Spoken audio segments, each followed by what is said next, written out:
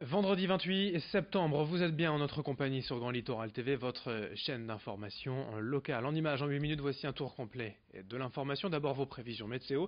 La dégradation du temps, ce matin on a eu des nuages, voire des pluies sur le littoral et l'Audomarois. Heureusement tout se dégage rapidement pour se dissiper à la mi-journée, pour nous offrir surtout une après-midi plus claire et ensoleillée, avec des températures tout de même un peu fraîches, 16 à 17 degrés pour les maximales.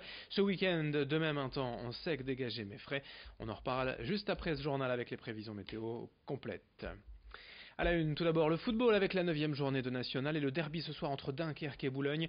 L'Opalico diront certains, un match des extrêmes, surtout entre une USLD en ce début de saison avant-dernière au classement qui vient de changer d'entraîneur et en face à l'inverse, le SBCO qui reste sur 5 victoires en 8 matchs et pointe à la 2e place du National.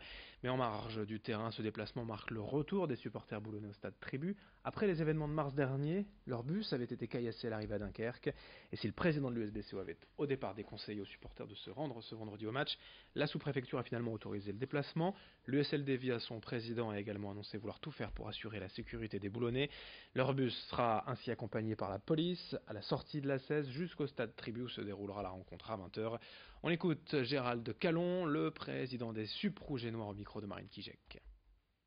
Non, on n'a pas refroidi, puis on a donné l'assurance, on a pris toutes les garanties, pas limité, enfin on ne pourra jamais empêcher, mais les boissons alcoolisées, on sera vigilant là-dessus, et donc encadré par la police qui viendra nous chercher normalement à la sortie de l'autoroute, donc ça a rassuré beaucoup de personnes, quoi. L'an dernier on était moins. Mais c'est vrai que les résultats n'étaient peut-être pas là non plus. Là, avec la belle victoire qu'il y a eu contre Avranches 4-0, les forces vives se réveillent et c'est tant mieux. Pour nous, on peut être que content. Et on aimerait bien que les autres déplacements qui sont dans la région parisienne ou ailleurs, il y ait autant d'engouement.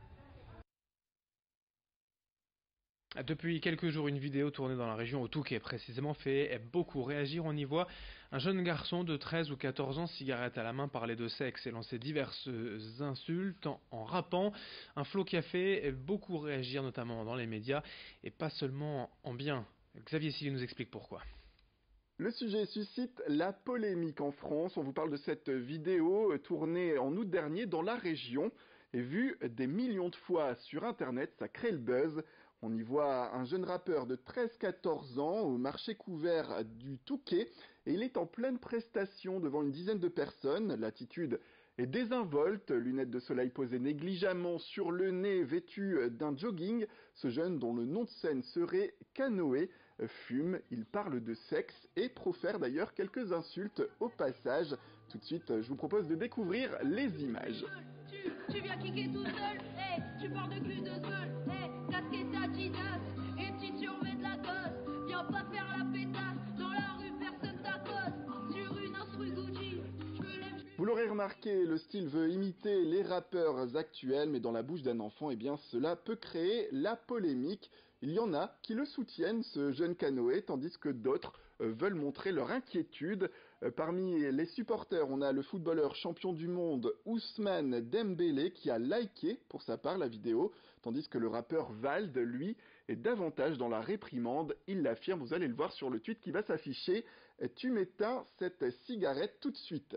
D'autres anonymes soutiennent Canoë. On vante sa capacité à rapper à un si jeune âge. D'autres affirment qu'il n'y a d'ailleurs pas d'âge pour se lancer dans le rap. D'autres affichent leur malaise, comme ceux qui comparent leur enfance un peu plus naïve à l'enfance de ce jeune homme qui aujourd'hui rappe en fumant des cigarettes. Le buzz est en tout cas là. Le rappeur a d'ailleurs sorti depuis l'arrivée de cette vidéo et depuis le buzz qu'elle a créé d'autres prestations tout aussi fleuries. On attend bien sûr la suite ou pas. La préfecture du Nord et la direction départementale des territoires et de la mer ont organisé cette semaine à Zuidcote une opération de contrôle de police de l'environnement. L'objectif était de veiller à la préservation des milieux naturels. Des contrôles aléatoires ont ainsi été effectués pour évaluer les politiques publiques environnementales, pour la qualité de l'eau, la prévention des inondations, la réglementation de la chasse ou encore la préservation des espèces protégées. À Zuidcote, ici au sein de la réserve naturelle de la Dune Marchand, la police de l'environnement veille à la réglementation, les chiens tenus en laisse, le respect des sentiers balisés, la lutte contre les déchets, autant de règles à ne pas enfreindre au risque d'être verbalisées. Explication complémentaire au micro de Corentin Escaillé. On constate une infraction et là, on la traduit par un timbre amende, c'est-à-dire une amende forfaitaire ça sera 68 €. Parce que c'est une contravention 3e classe. Si on va au-delà de la 4e classe, donc c'est-à-dire 5e classe et délit, pour des dépôts de déchets avec un véhicule, pour une personne qui va creuser quelque chose dans la réserve, une grosse modification de la réserve, là on sera sur du procès verbal. Ou alors, au cas par cas, si on recense plusieurs contraventions en même temps, en fonction de ce qu'on y trouve, ou alors on ira carrément au PV en mettant trou, et là ça sera traduit au tribunal de grande instance et traité par le procureur. On parle d'emploi également dans ce journal. Sur le littoral avec le salon des jobs frontaliers, hier à Fretin, près de Calais, un forum intéressant pour celles et ceux qui seraient tentés par l'idée de travailler à l'étranger. Au total, il y a environ hier 1200 visiteurs pour des centaines de postes. Alors l'avantage, même si cela peut surprendre, c'est qu'il ne faut pas obligatoirement parler anglais ou une autre langue étrangère pour trouver un emploi. Des solutions existent en effet pour les Français à l'étranger. Explication avec l'un des responsables du salon, hier donc à Fretin au micro de Corentin Escaillé.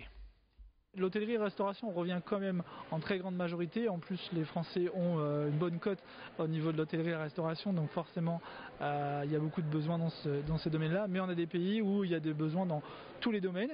C'est pour ça que aussi, ce qu'il faut savoir aujourd'hui, c'est que vous cherchez dans un métier qui a peut-être pas de besoin en France ou sur notre territoire, mais ces besoins existent dans d'autres pays. Et donc là, ça vous permet d'avoir une première expérience que vous n'arrivez pas à avoir sur le territoire. C'est ça aussi qui est important en fait aujourd'hui comme message à faire passer. On termine ce journal avec encore un mot de sport. Outre le derby national en football, Dunkerque-Boulogne ce soir, je vous rappelle 20h, il y a aussi du basket. Ce week-end sur la Côte d'Opale avec le BCM d'abord qui reçoit Lyon-Villeurbanne à Sportica demain 18h30 et de son côté le SSM Le Portel jouera également à domicile, ce sera à 20h demain soir contre Limoges au Chaudron bien évidemment. Fin de cette édition sur Grand Littoral TV à suivre. D'autres infos, d'autres images, notamment vos prévisions météo dans une poignée de secondes. Et dès le prochain quart d'heure, l'édition régionale. Très belle journée à toutes et à tous.